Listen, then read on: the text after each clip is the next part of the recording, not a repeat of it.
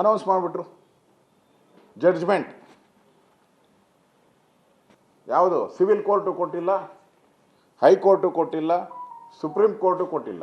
ನಮ್ಮ ರಾಜ್ಯದ ಮುಖ್ಯಮಂತ್ರಿ ಜಡ್ಜ್ಮೆಂಟ್ ಅನೌನ್ಸ್ ಮಾಡಿದ್ರು. ಇವ್ರು ಯಾವಾಗ ಜಡ್ಜ್ ಆದರು? ಇವ್ರು ಯಾವಾಗ ಜಡ್ಜ್ ಆದರು? ಸಿದ್ದರಾಮಯ್ಯನವರು. ನಾನೇನೋ ಲಾಯರ್ ಓದಿದ್ದನ್ನು ಕೇಳಿದ್ದೆ, ಅದು ಭಾಳ ಕಷ್ಟ ಬಿದ್ದು ಲಾಯರ್ ಓದಿದ್ದಾರೆ ಅಂತ ಕೇಳಿದ್ದೆ. ಅದು ಎಲ್ಲೂ ಕೋರ್ಟಲ್ಲೇನು ಪ್ರಾಕ್ಟೀಸ್ ಮಾಡಿದ್ದ ಅನುಭವ ಏನಿಲ್ಲ. ಯಾವಾಗ ಜಡ್ಜ್ ಆದರು ಇವರು? ಮೊನ್ನೆ ಬಳ್ಳಾರಿಯಲ್ಲಿ ಗಲಾಟೆ ಆಯಿತು. ಬಿ ಜೆ ಪಿಯ ಶಾಸಕರ ಮೇಲೆ ಗುಂಡಿನ ದಾಳಿ, 7-8 ಗುಂಡುಗಳು ಅವ್ರ ಮನೆಗೆಲ್ಲ ಹೊಡೆದೈತೆ. ಒಬ್ಬ ಸತ್ತು ಹೋದ. ಮಾಧ್ಯಮದಲ್ಲಿ, ಎಸ್ಪೆಷಲಿ ಎಲೆಕ್ಟ್ರಾನಿಕ್ ಮಾಧ್ಯಮದಲ್ಲಿ ಗುಂಡು ಆರ್ತಾ ಇರೋದನ್ನು ತೋರಿಸ್ತರು, ಗನ್ ತೆಗಿತಾ ಇರೋದು ತೋರಿಸ್ತರು. ಆ ಸೌಂಡು ದೀಪಾವಳಿ ಪಟಾಕಿ ಥರ ಪಟ ಪಟ ಪಟ ಅಂತ ಸಿಡಿಸಿದ್ದನ್ನು ತೋರಿಸ್ತರು. ಜಮೀರ್ ಅಹಮದ್ದು, ಸಿದ್ದರಾಮಯ್ಯನವರು, ಡಿ ಕೆ ಶಿವಕುಮಾರ್ ಏನು ಸ್ಟೇಟ್ಮೆಂಟ್ ಕೊಟ್ಟರು? ತನಿಖೆ ಪ್ರಗತಿಯಲ್ಲಿದೆ. ಯಾರಿಂದ ಗುಂಡಾರ್ತು, ಯಾವಾಗ ಆರ್ತು? ಈ ತನಿಖೆ ಪ್ರಗತಿಯಲ್ಲಿದೆ. 5 ದಿನ ಹೇಳಿದ್ರು. ನೆನ್ನೆ ಹೇಳಿದ್ರು ಅದು ಕಾಂಗ್ರೆಸ್ಸಿನ ಗನ್ನಿಂದನೇ ಆರಿದೆ, ಕಾಂಗ್ರೆಸ್ ಕಾರ್ಯಕರ್ತನ ಗನ್ನಿಂದ ಆಗಿದೆ ಅಂತ. 5 ದಿನ ನೀವು ಯಾಕೆ ತಗೊಂಡ್ರಿ ಟೈಮು? ತನಿಖೆ ಮಾಡೋಕ್ಕೋಸ್ಕರ. ಇಲ್ಲಿ ಯಾಕೆ ತನಿಖೆ ಇಲ್ಲ? ತನಿಖೆನೇ ಮಾಡಿದೆ ನೀವು. ಸ್ಟೇಟ್ಮೆಂಟು ಅವರೇ ಬಿಚ್ಕೊಂಬಿಟ್ರು ಅಂತ. ಯಾರು? ಮುಖ್ಯಮಂತ್ರಿ ನೋಡಿದ್ರಾ? ಉಪಮುಖ್ಯಮಂತ್ರಿ ನೋಡಿದ್ರಾ? ಜಿಲ್ಲಾ ಉಸ್ತುವಾರಿ ಸಚಿವ ಯಾರು? ಅನಿಲ್ ಲಾಡು, ಸಂತೋಷ್ ಲಾಡು ಅವರೇನ ನೋಡಿದ್ರಾ?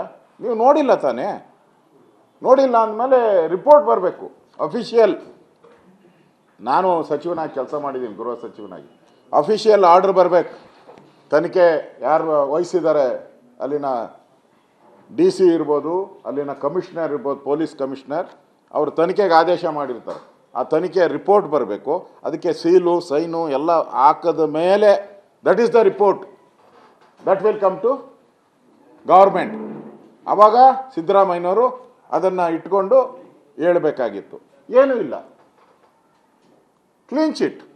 ಅಂದರೆ ಪೊಲೀಸರು ನೀವು ಇದನ್ನು ಹಿಂಗೆ ತನಿಖೆ ಮಾಡಬೇಕು ಅಂತ ಡೈರೆಕ್ಷನ್ ಕೊಟ್ಟಂಗಾಯಿತು ಸಿದ್ದರಾಮಯ್ಯ ಸೇಸ್ ಆ್ಯಸ್ ಎ ರಾಜ್ಯದ ಮುಖ್ಯಮಂತ್ರಿ ಅವ್ರು ಹೇಳ್ತಾ ಇದ್ದಾರೆ ಇದು ಅವರೇ ಬಿಚ್ಕೊಂಡಿದ್ದಾರೆ ಅಂತ. ಈಗ ಪೊಲೀಸರು ಏನು ಮಾಡಬೇಕು?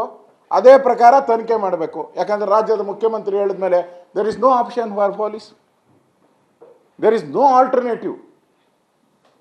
ಬಳ್ಳಾರಿಯಲ್ಲಾದಾಗ 5 ದಿನ ತನಿಖೆ, ಇಲ್ಲಾದಾಗ ಪಟಾಪಟ್.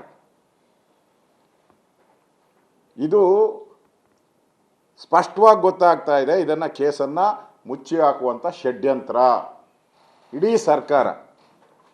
ಯಾಕೆಂದರೆ ಇದು ಸಣ್ಣ ವಿಚಾರ ಅಲ್ಲ. ಮಹಿಳೆಯನ್ನು ಒಂದು ಪೊಲೀಸ್ ವ್ಯಾನಲ್ಲಿ ವಿವಸ್ತ್ರಗೊಳಿಸುವಂಥದ್ದು ಸಣ್ಣ ವಿಚಾರ ಅಲ್ಲ. ದೇಶ ಸುದ್ದಿಯಾಗಿದೆ ಈಗ. ನ್ಯಾಷನಲ್ ಲೆವೆಲ್ ಮೀಡಿಯಾದಲ್ಲಿ ತಗೊಂಡಿದ್ದಾರೆ ಇದನ್ನು. ನಾನು ಕೇಳೋಕ್ಕೆ ಇಷ್ಟಪಡ್ತೀನಿ ಸಿದ್ದರಾಮಯ್ಯನವ್ರಿಗೆ, ನೀವು ಭಾಳ ಬಾರಿ ಮಂತ್ರಿ ಎಲ್ಲ ಆಗಿದ್ದೀರ. ಅಲ್ಲರೆ 20 ಜನ ಪೊಲೀಸರು ವ್ಯಾನಲ್ಲಿರ್ತಾರೆ. 20 ಜನ ವ್ಯಾನಲ್ಲಿರ್ತಾರಪ್ಪ ಪೊಲೀಸರು. ಈ ಒಬ್ಬ ಮಹಿಳೆ ಅದು ಹೆಂಗ್ರಿ ಬಿಚ್ಕೊಂಬಿಡೋಕ್ಕೆ ಸಾಧ್ಯ? ಏನು ಕಳ್ಳಕಾಯಿ ತಿಂತಾ ಇದ್ದಾರೆ 20 ಜನ?